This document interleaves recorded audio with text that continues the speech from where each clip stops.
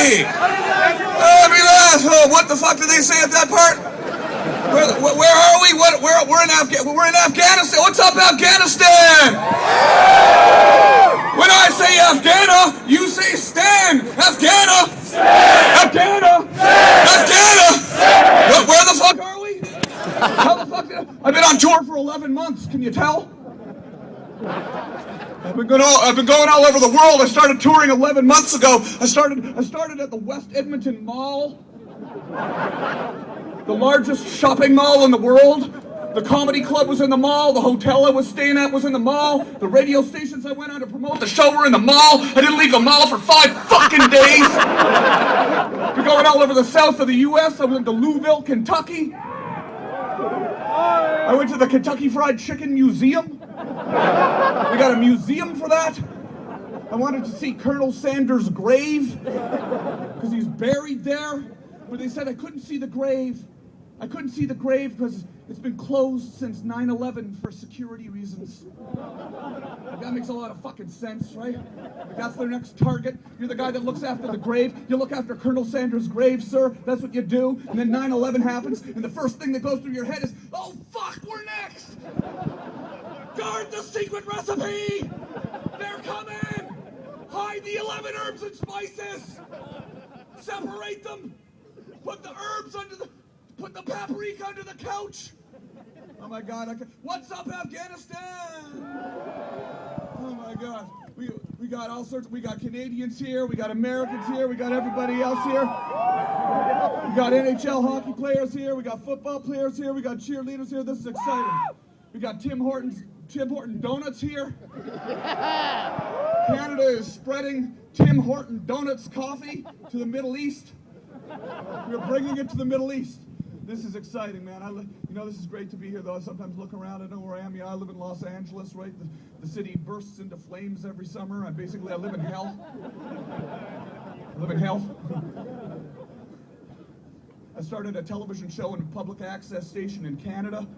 Then I moved to Los Angeles, and I did a show on MTV for a while. Yeah! Now I do a web show in my living room, so my career is going pretty well. Actually, no, things are going pretty good. Actually, I was on the Celebrity Apprentice recently, season 2 with Donald Trump. I got fired. Got fired in the 3rd episode. Donald Trump was mad at me. Donald Trump was mad at me. He screamed at me when he fired me. He didn't scream at the other celebrities. He didn't the fuck?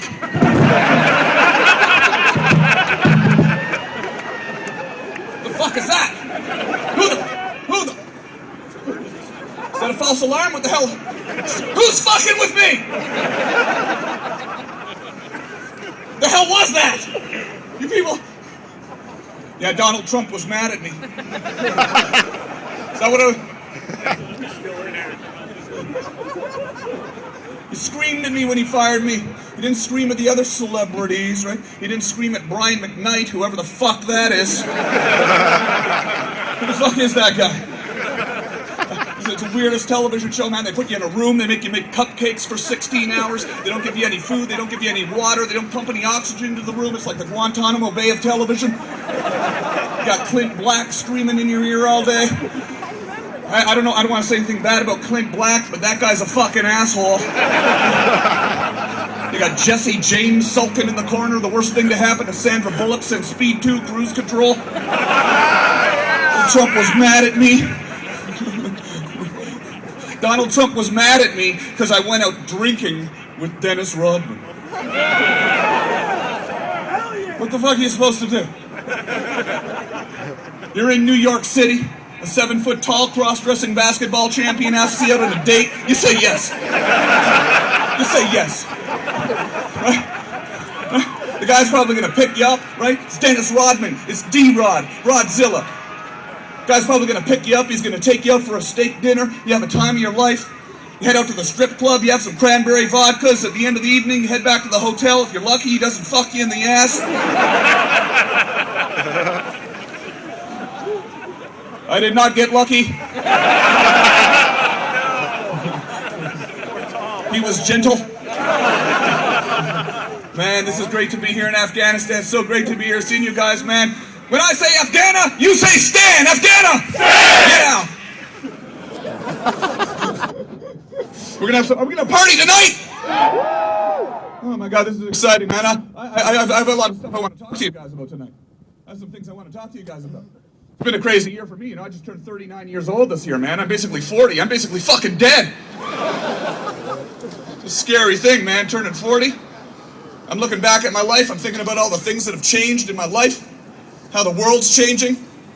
It makes you think, you know, how things change so fast. I look back when I started saying things that my dad said. You know, like when I was a kid, how things were different.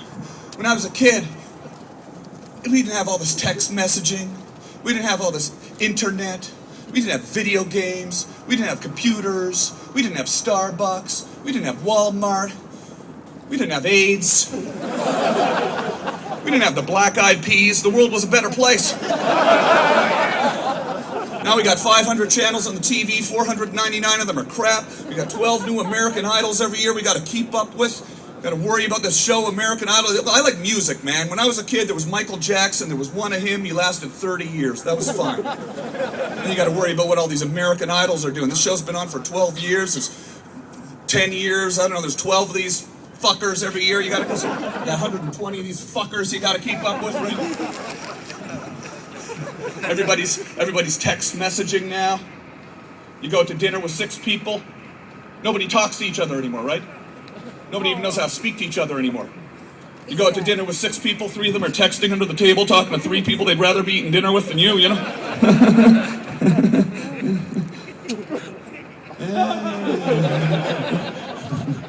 What's going to happen to our bodies, right, with all this?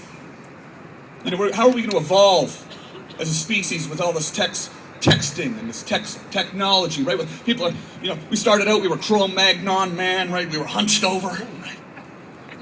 And then we stood up. We became tall. We became human beings. We became tall. We became human beings. We became tall. And we start text messaging. We don't really need our legs anymore. Our legs are going to start to retract into our bodies. Our arms are going to retract into our bodies. Our mouths are going to shrivel up into these tubes. We won't use them to communicate. We'll just suck vitamins through them. We'll become these Jabba the Hutt type blobs with nothing left. We'll have nothing left but 2 muscular, elongated, rapidly flapping text messaging thumbs. Blobs with thumbs, right? Is that another airstrike? Everybody's on Facebook now. This stuff freaks me out. I worry about this stuff all the time. It freaks me out. Everybody's on Facebook. Every single person here is on Facebook. If you tell me you're not on Facebook, you're a fucking liar. I think we got to get off Facebook. I don't think married people should be on Facebook. I think, well, married person, you on Facebook? Yeah, boo, you're booing. You love Facebook, do you, man? Yeah, you love Facebook, you love it, yeah? I don't think married people should be on Facebook. Do you want some ex-boyfriend or ex-girlfriend of your husband or wife from 25 years ago? Send little secret messages in the background like, how's married life, wink, LOL. LMFAO, I'm here if you need me. Blah, blah, blah, blah. No, you want one phone. This is the way it worked when I was a kid. You have one phone. Everybody had one phone. We'd keep them in the kitchen by the fridge. It was called a landline, right? Actually, it wasn't called a landline. It was called a phone. We call it a landline now because when you see these phones, the landline is actually a cable coming out of it, right? You follow the cable. Eventually, it plugs directly into the land. It's a landline. And all the phones were the same. Everybody had the same phone. They only made one model of phone. They came in 4 different colors: beige, green, black, or if you were rich, you'd spend $1 more and get a red one so you could pretend you were the president, right? The rotary dial. That's how fast things are changing. In my lifetime, I look back, am I getting old? I'm not that fucking old. I'm not that fucking old. Right, they had rotary dial, then they took out the rotary dial, they replaced it with buttons. All of a sudden there's buttons. Boop, boop, boop, boop, boop, boop, boop. And we didn't have a piano in my house. I was always boop, boop, boop, boop, boop. I was always very musical. Boop, boop, boop, boop, boop, boop, boop, boop, boop, boop. Mommy, I played Mary Had a Little Lamb. You called China! Our son's an asshole! He called China! That cost $3,000 fucking dollars! You want the one phone system. This is the simple way of communicating. Not all this email, not all this text messaging. You know, we're being sucked into this digital grid. I really think it's the conspiracy of our time. We're getting sucked into this digital grid, right? The way it's supposed to work, you on one phone. Miss, if you're married, the way it would work was somebody would call your phone, okay? If somebody wanted to speak to your husband, she would call the phone in your house. You would pick it up. You would say, hello. She would say, is your husband there? You would say, who the fuck is this? Roger, there's some cunt on the phone. She calls here again, I'm going to slit her fucking throat. Fuck off. That's how it's supposed to work. Right? The one phone system. That's how it's supposed to work, Afghanistan. Right? Facebook's going to ruin high school reunions. Think about it. Before you go to your high school reunion, you'd be wondering what Judy Miller looks like. Now you know what Judy Miller looks like. You've been jacking off to her family vacation photos for 5 fucking years. This guy knows what I'm talking about. This guy can tell you know what I'm talking about. How'd you know that? How'd you know that? How'd you know I know Judy Miller? You got video phones coming out. This is the stuff that we got to think about more. This stuff is changing our lives. You got a video phone now. You got to call. People can see you on the phone now. This is happening right around the corner. They can see you. You can see them. How are you going to get away with anything, right? How are you going to go to the strip club, sir, get away from the wife? How are you going to go from the strip club, right? Guys are going to be taking calls at the strip club and fucking broom closets and shit. You know? Just doing some sweeping, honey. Sweeping up after. Strip clubs are going to build rooms off the side of the stage with Hollywood-style sets in them built to look like post offices or 7-Eleven checkout cabins. Just send in some mail, honey. I don't know why Lady Gaga's playing in the post office. Just paying the phone bill with singles, right? I gotta tell you, this is amazing to be here, man. I'm so happy to be here. This, just for a couple of days.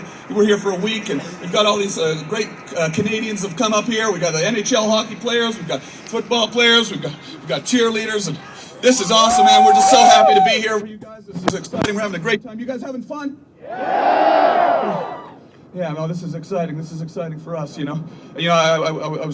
I'm hoping maybe I get to go to the MSG because, I love Chinese food, right? Like that? That work? Does that bit work? I don't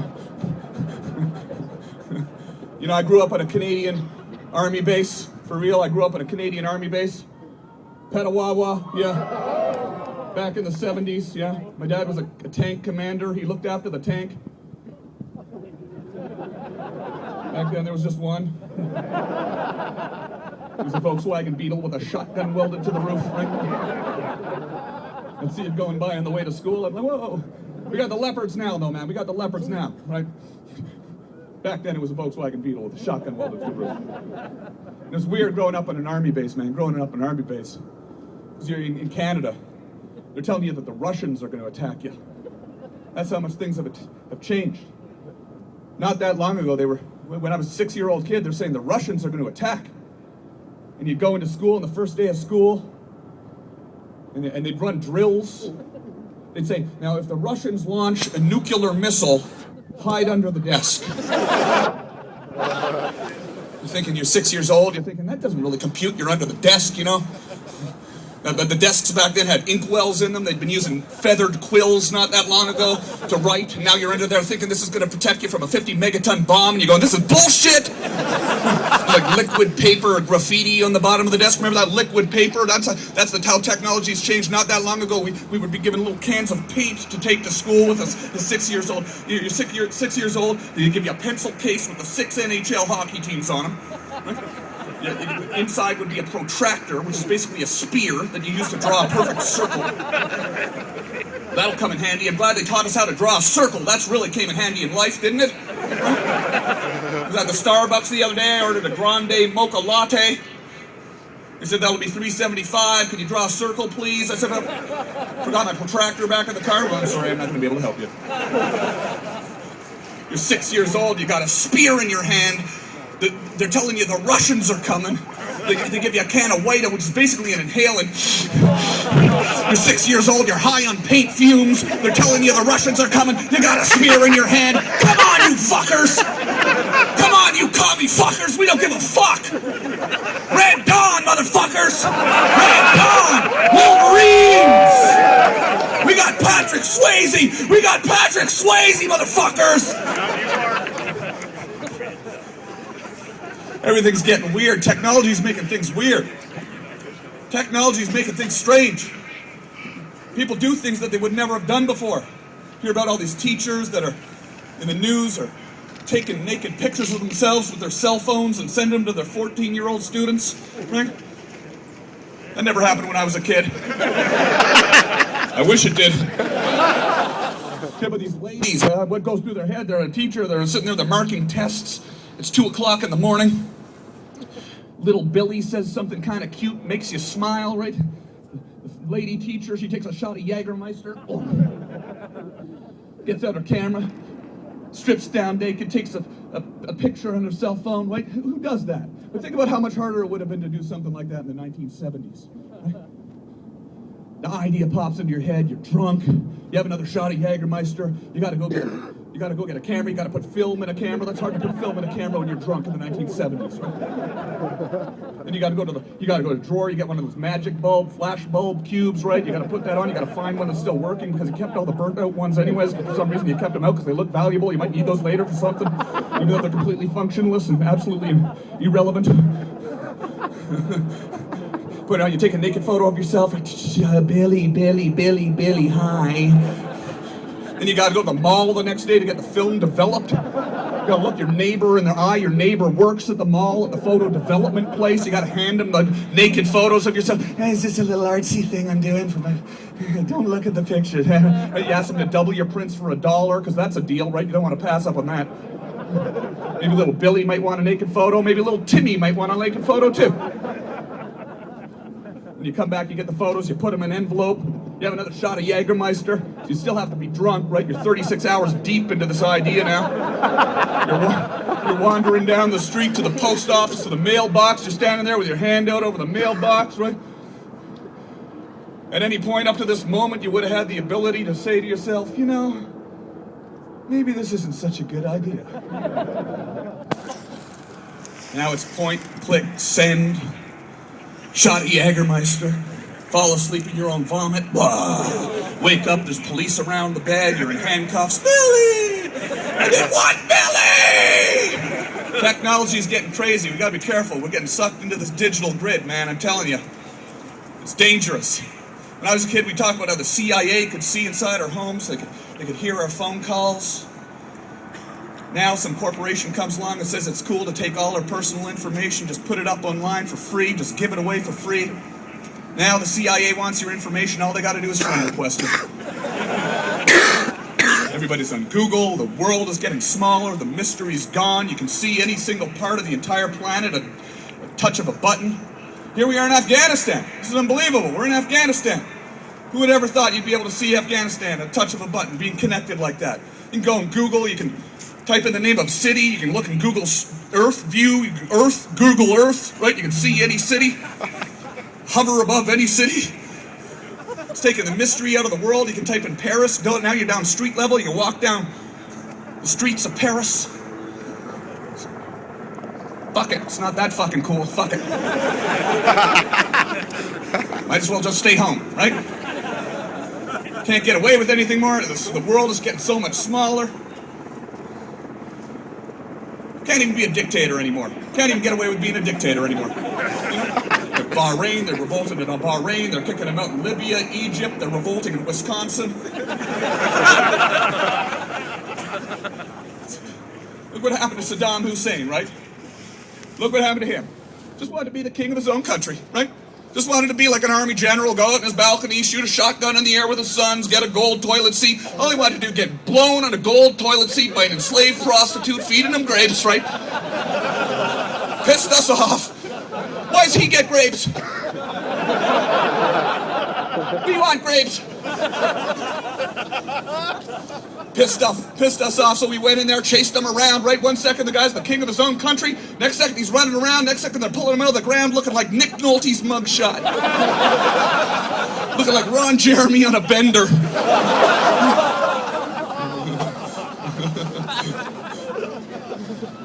It's like the weirdest disguise, too, that Saddam Hussein decided to disguise himself as Ron Jeremy. I mean, clearly the first person the Marines would recognize. Ron,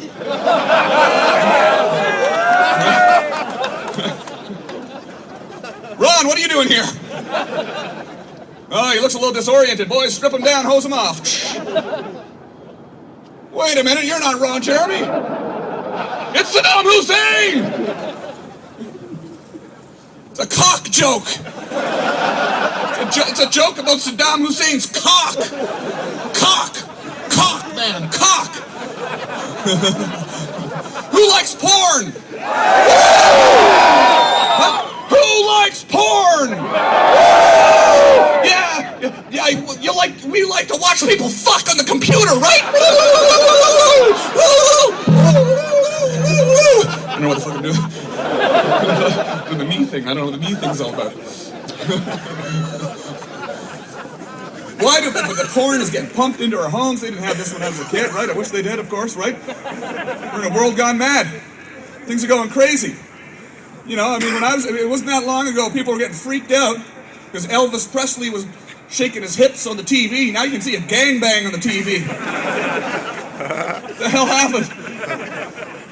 And they didn't have the internet when I was 14 years old when porn mattered most.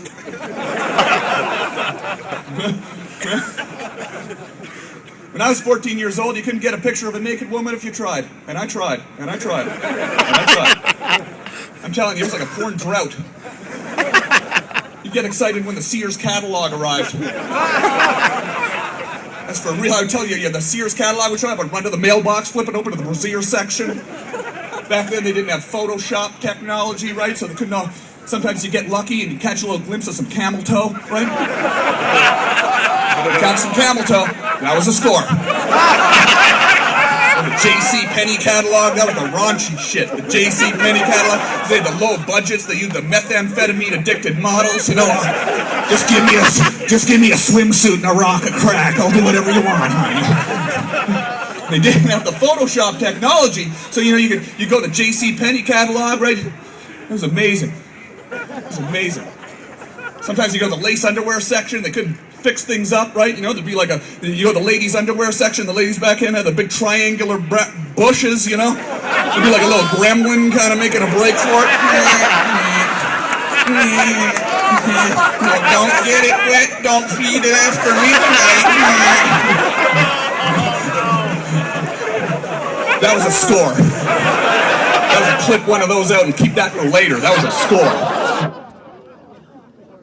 I'm telling you. And this happened in Canada. I bet you this happened all over the world. It happened in Canada. How many Americans we got here, by the way? How many Canadians we got here? How many Australians and everybody else we got here?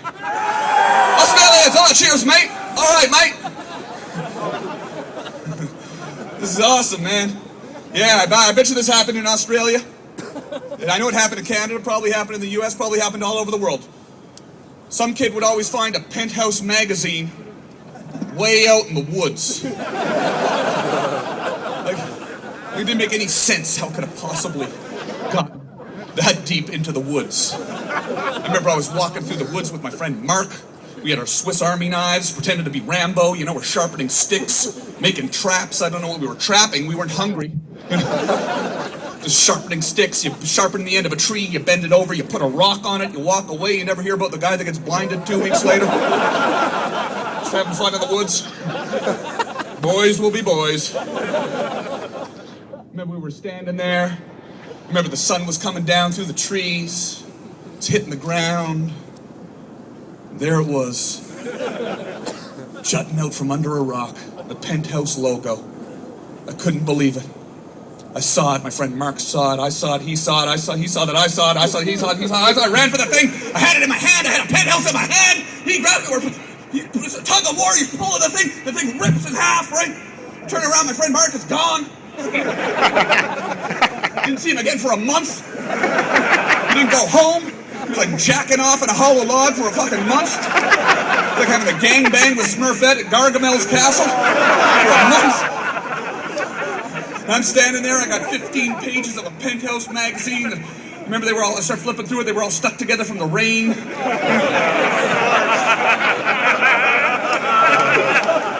It was rain! It was rain! I swear it was rain!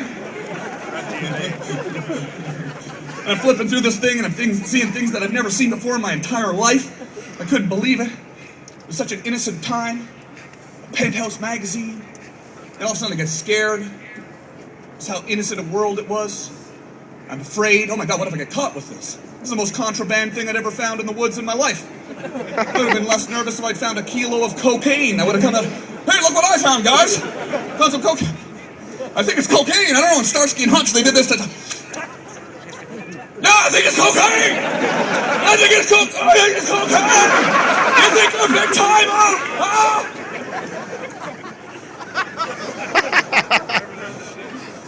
This was not cocaine. Unfortunately, no. So Penthouse magazine had it on my shirt. It was under my shirt. I was so afraid. I was so nervous.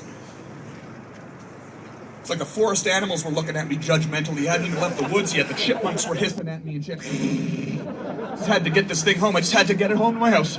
Just had to get this penthouse home to my house. I'm running through the suburban streets. Kids are playing road hockey on the street. Tommy, fuck off! Fuck off! Just gotta get this home. To get home, I had to get the penthouse down to my basement. I went down to the basement, had to get behind the furnace, had to hide behind the furnace, had to go down behind the furnace to the basement, right? So we have basements in Canada. I moved to California, and no one has a basement. I'm like, where's the fucking basement? It's like, well, you only have basements in Canada. You got to build below the frost line, right? Any builders here would know that. You got to build below. They don't have a frost line in California. We didn't have a circular staircase, by the way. I don't know why the fuck I'm doing this to demonstrate going down the stairs. Behind the furnace, I got the Penthouse magazine. I'm flipping. Start restoring it like it's a Picasso. It's like it's a painting. My parents are walking around upstairs. The fear was palpable. It was quiet.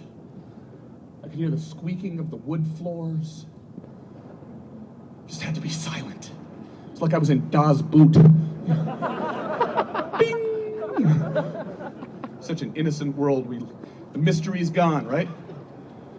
Now you have 15-year-olds having their first sexual experience looking at 2 girls, 1 cup.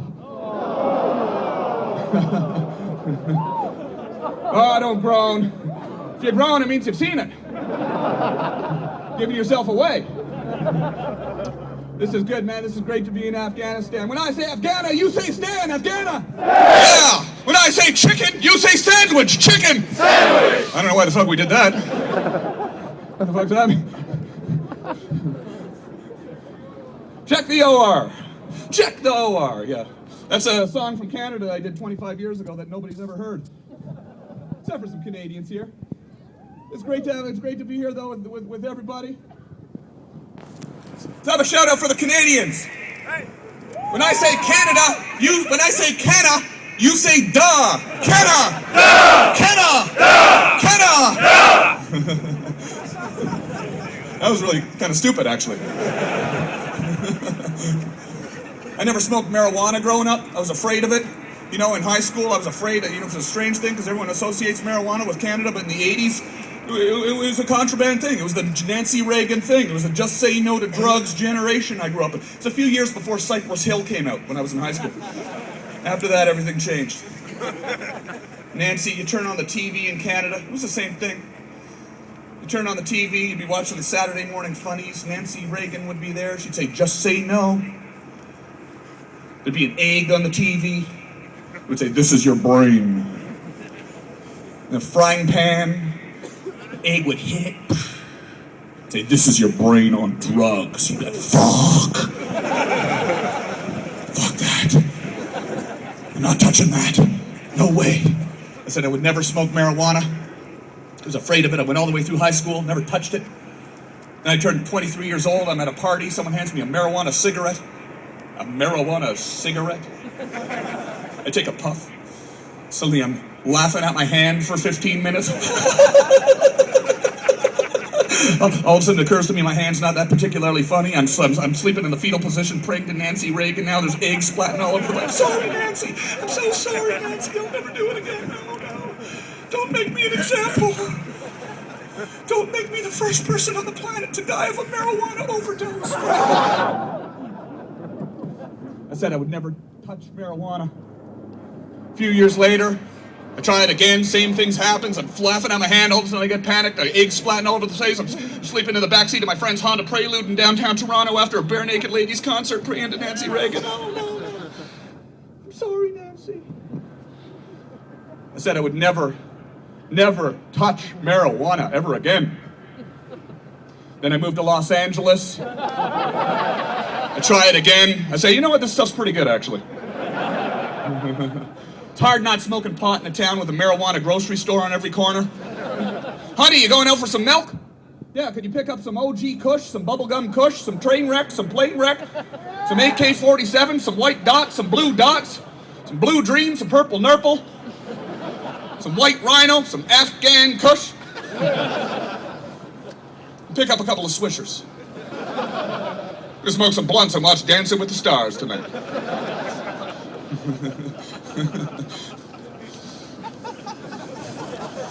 They got marijuana pharmacy in every corner in Los Angeles. They got marijuana doctor's office everywhere.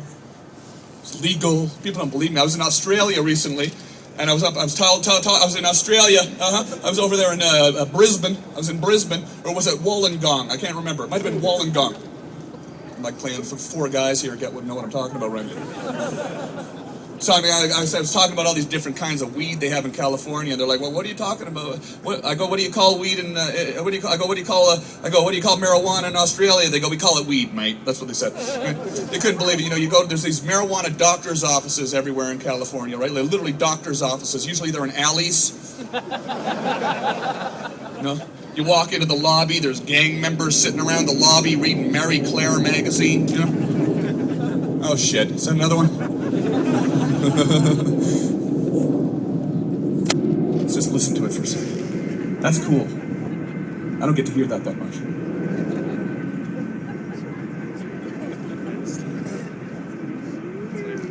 Marijuana doctors' offices everywhere in Los Angeles are weird, though. Like, the doctor will show up, he'll come through a ripped curtain, he'll have a lab coat with a ravioli stain on it, How can I help you?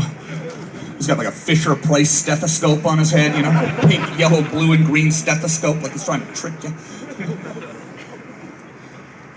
Yeah. No, this is cool, man. This is great to be here, man. I'm having a good time here, man. It's amazing to me. It's just amazing to me. It's surreal to me, to be here. We just come in for a couple of days, and it's unbelievable. You guys are here for a lot longer than that, a long time, and we really appreciate what you're doing here. We really do. We really do. Give yourselves a round of applause for what you're doing here, everybody. Come on. Absolutely. I'm going to go home with my dogs in a couple of days. I got a couple of dogs. I miss my dogs, I've got two Siberian Huskies, Annie and Steve, both girls. I've got a parrot. I've got a green-winged macaw parrot. This is my family, right? I can speak Siberian Husky now. Very talkative dogs. Like if Annie wants some food, Annie will look at me. She'll say, "Ooh," and I'll go, "Ooh." Or if Steve wants to go outside, she'll say, I got my parrot, Rex, and if Rex wants some food, Rex will look at me and he'll say, "Ah! Ah! Ah! Ah! Fucking get it! All right, fuck." Basically, I'm just saying, don't get a fucking parrot. So you'll spend the next 60 years waiting for the thing to choke on a goddamn peanut. You're getting the large peanuts now at Petco. Leaving the cage door open. Don't get a parrot. But this has been an experience, man. It's been crazy for me. I did a show on MTV. I painted my parents' house plaid. I painted their house plaid. I painted their car. I painted my parents' car. Our first new car, the 1992 Honda Accord. Called it the Slutmobile. I painted lesbian pornography on the hood of my parents' car. Dad came out, looked at the car, he's like, "Jesus Christ." And my dad was a military guy, and it was risky doing that stuff because you knew I was always this close to getting my ass kicked. I followed him to the bus stop. He couldn't take the Slutmobile to work, so he had to take the bus to work. So of course I followed him to the bus stop in the Slutmobile, all the neighbors looking at the sluts on his car. We had fun filming that stuff. We did this bit for MTV where about buying condoms, because when I started the show, I was pretty young. I was always nervous to buy condoms. I'd be that kid. It's the weirdest thing. I'd be that kid that would I'd stand outside the 7-Eleven at like 2 o'clock in the morning, waiting for the coast to be clear so I could buy condoms. Like it was on a military operation, you know. I'd have camouflage and sunglasses and a hat. I'd have the exact change. I'd run into the 7-Eleven, swap out the condoms for the change, and run out of there. It's the silliest thing. And I think we should do the opposite when we buy condoms, right? You got to be proud when you buy condoms. You got to go to the pharmacy on a Saturday. Wait till it's crowded. Walk in amongst the people. I'd like to buy some condoms, please. Give me a 12-pack, not a 3-pack. I plan on having a lot of sex tonight. Embarrass the people around you. Don't embarrass yourself, right? You take the condoms, you go up to the pharmacist. The person's there to give you medical advice. You take the condoms, you pretend you don't know how they work. What is it, just like a rubber bag I put on my cock? It says here, reservoir tip. Reservoir, that's a lot of pressure. What do I look like, a fucking elephant? It says on here, prevents pregnancy and syphilis. Now I heard you can only get syphilis once. Does that mean I don't need them?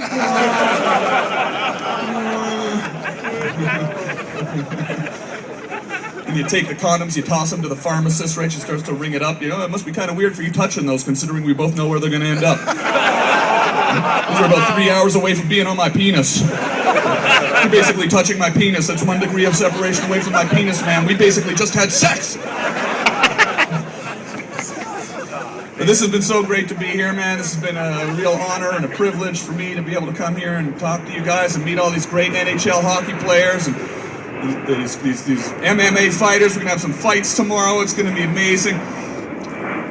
You know, I did my little show on MTV there, and a lot of people saw it, and I have nothing but good things to say about MTV. You know, because if they hadn't picked up my little show, off public access TV, I probably wouldn't have had the privilege of coming here and performing for y'all tonight. So that was cool, man. You know, I've been living in the United States for 10 years, and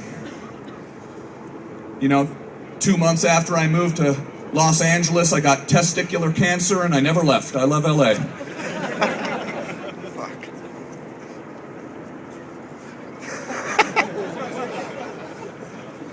Maybe not the best time to bring up the testicular cancer. I guess I just bring it up because I did this documentary for MTV about my battle with cancer, and a lot of people saw it, so now whenever I'm in a situation like this, everybody looks at me and says, "There's the uniballer." I want to tell y'all something about my ball.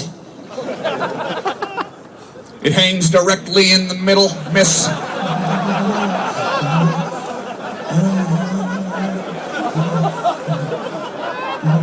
Tickles when you touch it. And I can still ejaculate! I can still ejaculate! Just a little.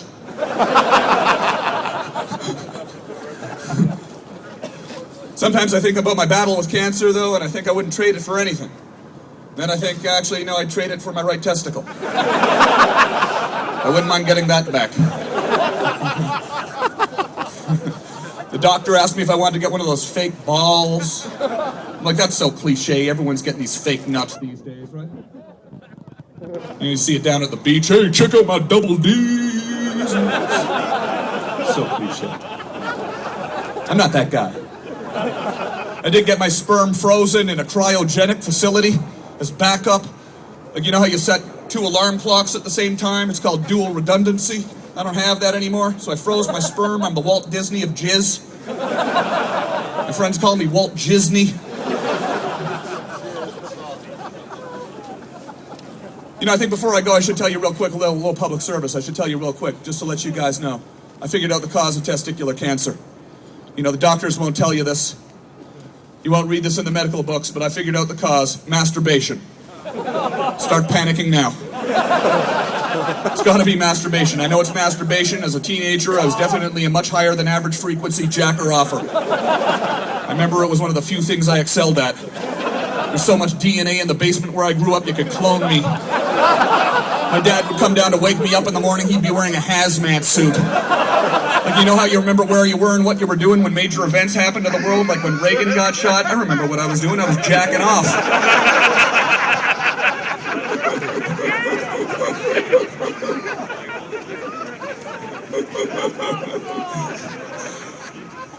My bum is on the cheese! My bum is on the cheese! Okay, I'll tell you one story before I go. I'll tell you one story about when I started out my show on public access cable in Canada. This is a Canadian story. It's about the dead moose. I don't know if you heard about the dead moose in the Eminem song, The Dead Moose.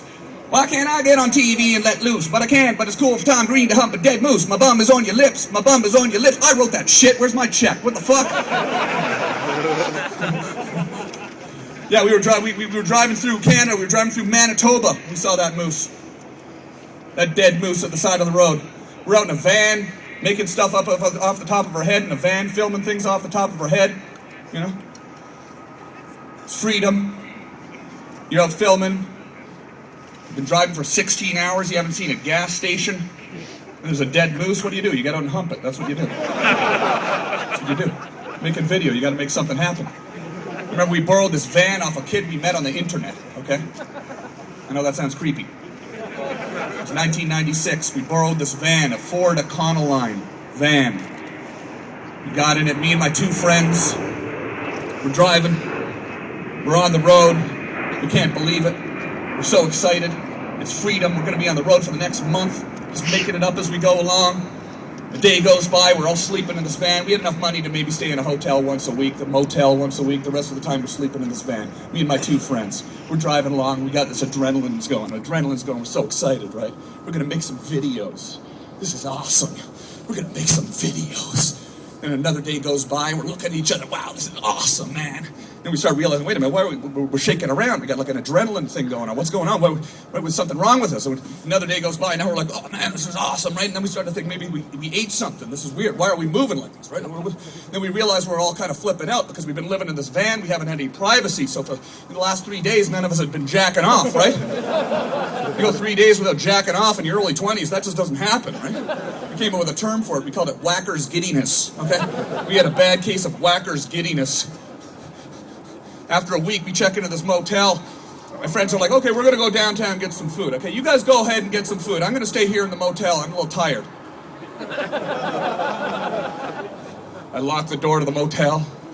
I get the camera. I set the camera up on a tripod. I point it at the TV. I rent the motel porn. I hit record. I zoom in. And I bootleg the porn. I bootleg the porn. And then when it's done, I take the tape out of the camera. I put it on a piece of paper, and I write to the guys a note. I say, guys, I bootlegged the porn. Next time you get a bad case of the whacker's giddiness, take the tape, put it in the camera, drive out to a cornfield somewhere and do what you gotta do. Because that's what friends are for. What I didn't tell my friends was that 2 minutes into the videotape, I leaned into the camera shot, you know?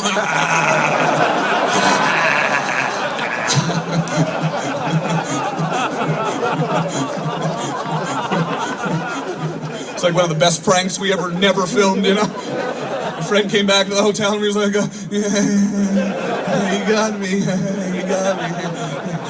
Had that look in his face, you know that look you get when you've just been staring into your best friend's eyes just as you shoot jizz all over yourself.